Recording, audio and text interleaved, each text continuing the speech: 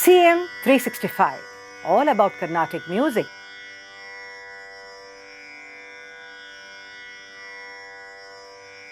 Today I'll be sharing something about Laya, which is the very heartbeat of music. Whatever be the system of music, we see that this Laya is very, very important. Rhythm in Carnatic music is accorded a very high status. And from the Sanskrit maxim which says Shruti Mata Laya Pita, that is, the Laya is the father, we come to understand what an important role this Laya or rhythm plays as far as Carnatic music is concerned. If you take the aspect of rhythm, we see that it is omnipresent. Now, if you look at the heavenly bodies, we see that it has got a beautiful rhythmic movement in it. And also in the life of microorganisms also we see that this kind of rhythm is very important. And whenever we listen to music, so whatever be the music, especially when there are certain fast kind of songs, automatically what happens, we perceive that rhythmic movements, and we are naturally, without our even being conscious about it, we start tapping our feet or we start clapping our hands, and sometimes when the music is really very peppy, we even start dancing to it. But what exactly is this rhythm that we are talking about here? Rhythm can be defined as a process in which the nuclei of attentions are separated by individual parts of time. Now, whenever we are listening to any music for that matter, we perceive rhythm maybe in different ways, but the rhythm concept is something which we all perceive along with the melody. Rhythm gives stability to any form of music. That's very important, because if you're going to sing at random without any kind of rhythm, the particular music does not derive any kind of a form. So for the content, that is the melody, to get some kind of a shape, I would say, and structure, this rhythm is very, very important. And in Carnatic music, this rhythm that we are talking about, the technical term that we use is Laya. The common fallacy is that rhythm or Laya is confined to only percussion instruments and the rhythmic patterns produced therein. When we talk about Laya, we say that Laya Vadya. So we think that as if the Laya is only related to the domain of these kind of percussion instruments, but it is not so. Laya is not limited to just these kind of instruments, but it is present not only in melodic compositions which usually have a rhythmic meter, but also in the creative aspects. For example, what we mean by here is that whether it is a varnam or a kriti or a padam, javali, or whatever compositional forms, we see that all of them are bound by this kind of a layam, and they all adhere to a particular talam. But there are some domains where you see that they may not come under the framework of a particular talam, but nevertheless they do have the aspect of layam as an undercurrent.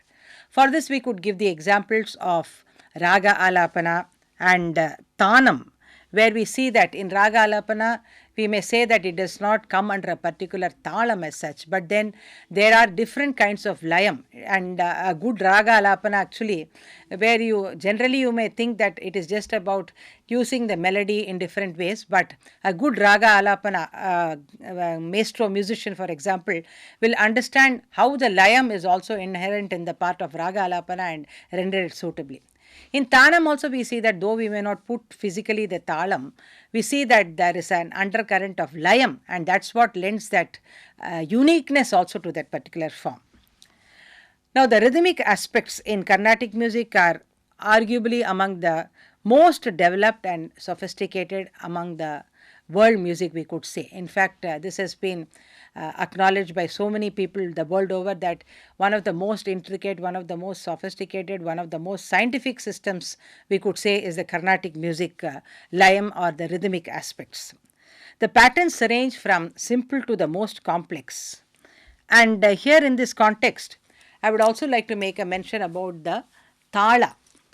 We often sometimes confuse the talam with the layam, but both are not same actually. Laya refers to the inherent rhythm in anything, irrespective of whether it is demonstrated or not through the medium of a talam. So for this we can take a very simple example of the fact that we know that the sun, the planets and the other heavenly bodies for that matter, they are all moving objects. And even if we take the case of the earth, it rotates on its own axis and it revolves around the sun. And each of these bodies that we are talking about have their own fixed movements and speeds. Now, even the minutest disturbance in this particular speed, we can definitely know that it will lead to big or large kind of disasters. So this rhythmic movement, the constancy of this rhythmic movement is very important even for the functioning of these kind of bodies. So similarly, we see that Laya can be explained as the primordial orderliness of movements. Expression of Laya in an organized fashion through a fixed time cycle is only the Talam. So the expression of Laya through a medium is that medium what we are using is the Tala. Thus it serves as the structured rhythmic meter to measure musical time. Now in Carnatic music, if you take for example how the Layam plays a very important role even within the Talam, that we have to understand, in the sense that when you are putting a Talam, for example, I am asked to put Adi Talam, I will put like 1.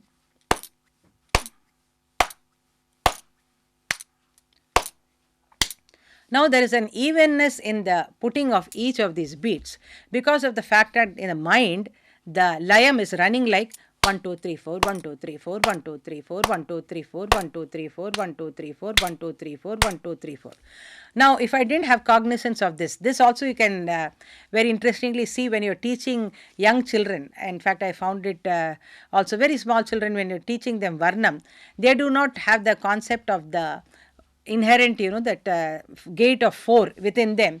So they will flow along with the Sahityam, and sometimes you see that to keep in track with the Sahityam, they will be putting the Talam. So sometimes what will happen, they will put like, instead of putting 1 2 3 4 1 2 3 4 1 2 3 4 1 2 3 4, what will happen is that they may sometimes put like 1. So where you saw that all the 8 beats, each of them were uneven because of the fact that the Layam, the inherent Layam was not set right. So what is important here for us to understand is that in the Talam, the Layam becomes the undercurrent, and the Layam is very, very important, whatever be the compositional genre or whether it's improvisation.